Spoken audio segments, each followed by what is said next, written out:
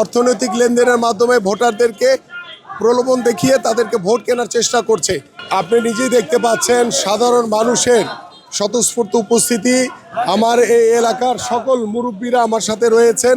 তারা কখনো পলিটিক্স করেন না, বাট আমাকে দেখে আমার ধানের শীষের পক্ষে বাংলাদেশ জাতীয়তাবাদী দল বিএনপির পক্ষে তারা আমার সাথে আজকে এই গণ জোয়ারে নেমেছে এবং আমি তাদের কাছে কৃতজ্ঞ যে আমি এইভাবেই এই মানুষগুলোকে আমার পাশে সবসময় চাই এবং আমিও আল্লাহর রহমতে আমি এলাকার সন্তান হিসেবে এই মানুষগুলোর পাশে আমি আজীবন থাকবো ইনশাল্লাহ। এটা আমি যেহেতু ফুটবলার ছিলাম এবং আমি এলাকার সন্তান, ছোটবেলা থেকে এলাকায় বড় হয়েছি, এই এলাকার প্রতিটি অলিতে গলিতে আমার চলাচল রয়েছে।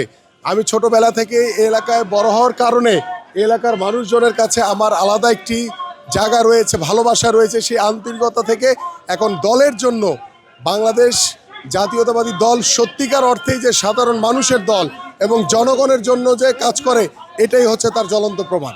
আমার একটি আহ্বান সকল ভোটারদের কাছে, সেটি হচ্ছে যে একটি দল তারা ষড়যন্ত্র করছে, তারা ঘরে ঘরে গিয়ে এনআইডি নাম্বার নিচ্ছে, তারা ঘরে ঘরে গিয়ে বিকাশ নাম্বারে নিয়ে তারা বিকাশে টাকা পাঠাচ্ছে এবং আমার কাছে গতকালকে 2-4 জন এসে কমপ্লেনও করেছে যে তারা বিভিন্ন ক্যাম্পে গিয়ে অর্থনৈতিক লেনদেনের মাধ্যমে ভোটারদেরকে প্রলোভন দেখিয়ে তাদেরকে ভোট কেনার চেষ্টা করছে।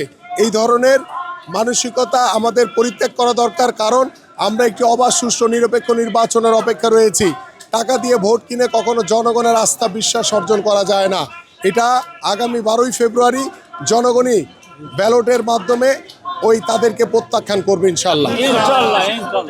আমার ভোটারদের কাছে আমি শুধু একটি আহ্বান করব যে আগামী 12 তারিখ আপনাদের দিন, এদেশের সাধারণ মানুষের দিন। আপনারা আপনাদের সেই জনগণের রায় প্রকাশ করে আপনারা একটি জনগণের সরকার প্রতিষ্ঠিত করবেন এবং আমি আপনাদের কাছে আহ্বান করছি, আপনাদের এলাকার সন্তান হিসেবে আগামী 12 তারিখ কেউ ঘরে বসে থাকবেন না, সকলেই ভোট কেন্দ্রে গিয়ে আপনার নাগরিক অধিকারটি প্রদান করবেন ইনশাল্লাহ।